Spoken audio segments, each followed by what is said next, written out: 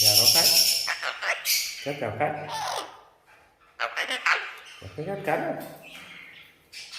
Cái chào khách.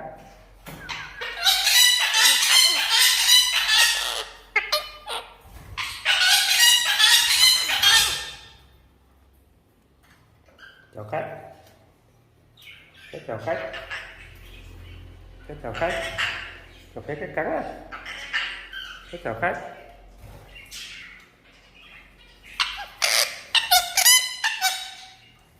Cái chào khách. Chào cái cánh á.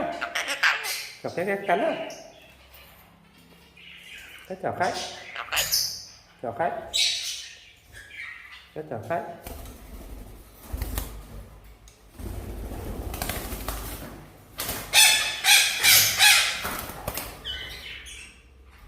Chào khách. Chào cái cánh á. Chào cái cánh á.